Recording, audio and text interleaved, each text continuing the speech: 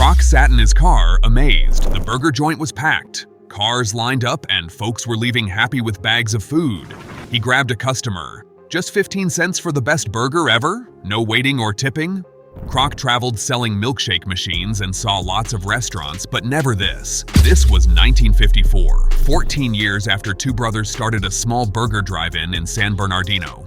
Welcome to Business Stories. Today we're diving into the world of fast food and uncovering the legacy of the McDonald's brothers.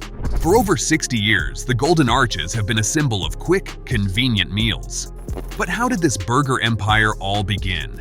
And what role did the McDonald brothers play? Buckle up, because we're about to unveil the fascinating story behind McDonald's. So the McDonald brothers, Mac and Dick, opened their burger place in 1940, but things didn't really take off until 8 years later. That's when they completely changed things up. They got rid of fancy stuff like waiters and car hops. Instead, people ordered right at the window. They also figured out a super fast way to cook food. By keeping things simple, they could sell burgers for cheap and make a lot of them. This meant lots of customers came and went quickly. Speed, low prices, and tons of burgers. That was their plan, according to Dick McDonald. They even started letting other places sell McDonald's food, but these weren't very good and didn't follow the system. By 1954, they had 10 of these copycat McDonald's, but they weren't really the real deal. Enter Ray Kroc, a salesman from Illinois with big dreams. He didn't care what he sold, milkshakes or houses. He always wanted to be number one. So when he met the McDonald brothers, he had a crazy idea. McDonald's everywhere. He saw restaurants in every town. The brothers liked their one store in California, but Kroc wouldn't give up. He promised to do all the work of opening new stores while they collected money.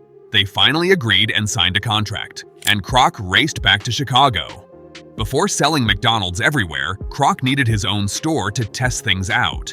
He opened one with a friend in Illinois. Everything had to be exactly the same as in the original store, like where the grills were placed. Most importantly, the food had to taste the same. At first, they couldn't get the fries right. Turns out leaving potatoes outside in California worked differently than in Illinois. Kroc wouldn't give up. One supplier even said, "Forget burgers, you're really selling fries. They're the best in town. That's what keeps people coming back." Kroc's focus on those little details paid off in a big way. Kroc's test store wasn't quite as amazing as the original, but it still made money. This gave him the confidence to sell franchises to others. In just a few years, there were dozens of McDonald's across the US. The deal with the McDonald brothers wasn't great for Kroc, though. He only got a small cut of the profits from each franchise, and most of that went to the brothers. To make more money, a financial whiz named Harry Sonneborn came up with a clever plan.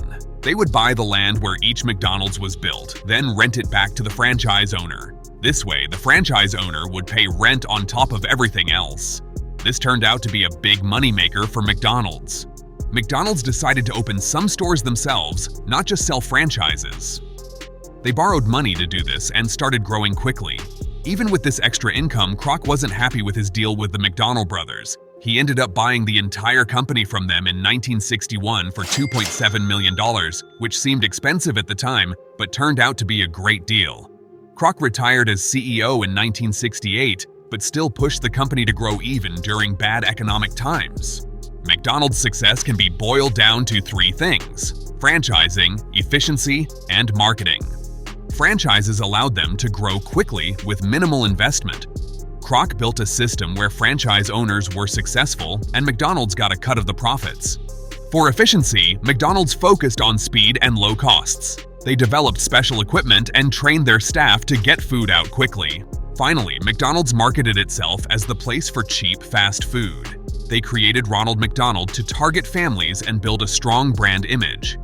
Even though their food isn't necessarily healthy, people know what to expect at McDonald's. If you enjoyed this video, be sure to give it a thumbs up to let us know. And if you're curious about other fascinating business stories, hit the subscribe button so you never miss an upload. What surprised you most about the McDonald's brothers story?